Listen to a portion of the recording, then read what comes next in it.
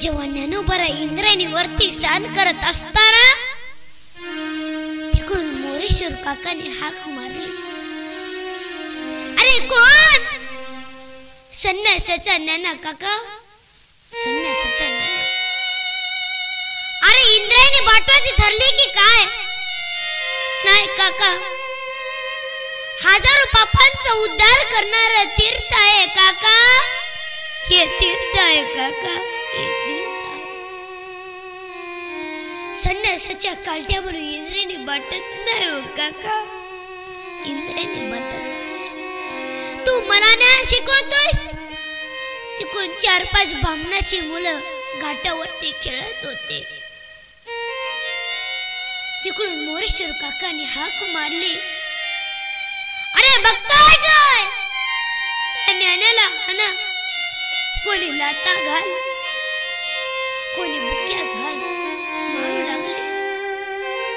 तिकडून मोरेश्वर काका धावत धावत आले, जोड्या सकट ज्ञानोबाच्या कंबरड्यात लाग घातली.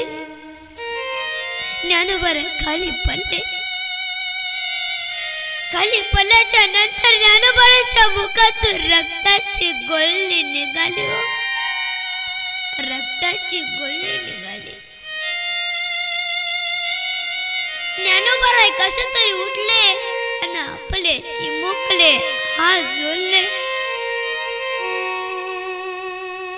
काका मला मारू नका ना काका, मला मारू नका ना काका. हा जर ज्ञाना पुन्हा इंद्रायणी वरती दिसला ना काका, या ज्ञानाला तुम्ही तोडून मारा, पण मला आईकडे जाऊ द्या ना काका, मला आईकडे जाऊ द्या ना. कसं तरी ज्ञानोबा सुटका करून घेतले आणि सिद्ध बेटाच्या दिशेने पळू लागले, धावू लागले.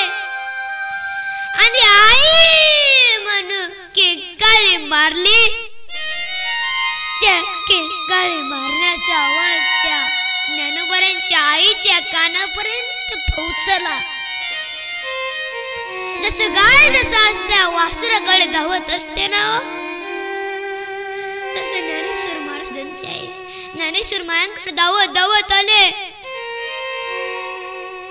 मिठी लावून घेतले आणि पोटाशी पोट लावून घेतलं. डोळे अश्रू पुसले. विचारू लागले, ज्ञाना काय झालं रे ज्ञाना? तू इंद्रायणी वरतून पडला का ज्ञाना?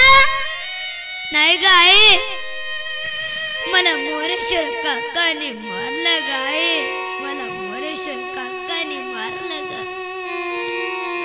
आई. मी आता इंद्रायणी वरती कधी जाणार नाही ग आई, मी आता इंद्रायणी वरती कधी जाणार नाही ग आई, मी आता इंद्रायणी वरती कधी जाणार नाही.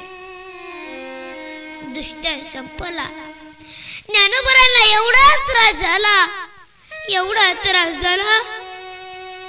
ज्ञानोबा आनंदीत मधुकरी मागायला जात असताना, मधुकरी मागायचे ना, तेव्हा त्या मधुकरी मध्ये शेण टाकायचे हो, शेण टाकायचे. काय ज्ञानोबांना दुःख झालं. तेच ज्ञानोबा समाधी घेतले. हजारो कोटी लोक ज्ञानोबांच्या पाया पडायला येतात, ज्ञानोबांच्या पाया पडायला येतात.